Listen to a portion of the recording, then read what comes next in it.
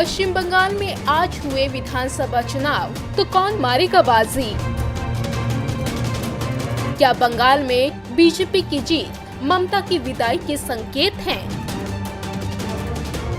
लोकसभा चुनाव में पश्चिम बंगाल की सीएम और टीएमसी प्रमुख ममता बनर्जी को जोर का झटका लगा है। बीजेपी ने बंगाल में जिस तरह टीएमसी के वोट बैंक में सेंध लगाई है, उससे ममता का सिंहासन हिलने लगा है।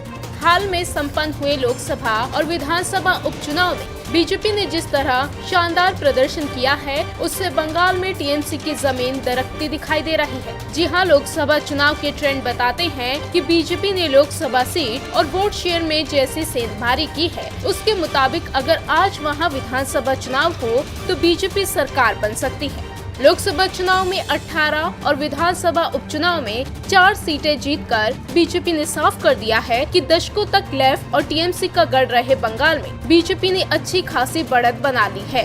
बंगाल में कुल 295 विधानसभा सीटें हैं। हालिया चुनाव में बीजेपी ने 129 विधानसभा क्षेत्रों में काफी अच्छी बढ़त बनाई है। इन क्षेत्रों में बीजेपी ने 43.5% वोटों पर कब्जा जमा लिया है। इसके अलावा बंगाल की 60 सीटें ऐसी हैं जहां बीजेपी महज 4000 वोटों से हारी है। दोनों तरह की सीटें जोड़ दें तो ये संख्या 189 के आसपास बैठती है। बंगाल में सरकार बनाने के लिए सीटों की ये संख्या मुफीद मानी जा सकती है। दिलचस्प बात तो ये है कि बीजेपी ने जहां 129 सीटों पर बढ़त बनाई, तो टीएमसी इससे कुछ ही ज्यादा 158 सीटों पर ही आगे रही।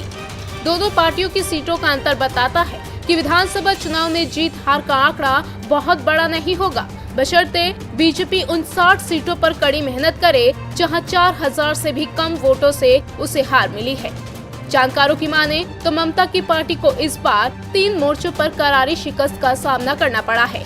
गरीबों और आदिवासियों का इलाका माने जाने वाला उत्तर बंगाल और जंगल महल में बीजेपी ने अच्छी बढ़त बना ली है। इन बदलते ट्रेंड से ममता बनर्जी खासा परेशान है, क्योंकि जिस माटी और मनुष्य को वो अपना वोट बैंक समझती हैं, इस बार उसमें भी सेंध लग गई है।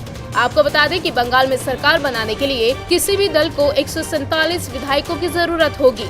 बीजेपी चूँकि 129 सीटों पर आगे है, इसलिए उसे लगता है कि आज की तारीख में उसे फायदे ही फायदे हैं।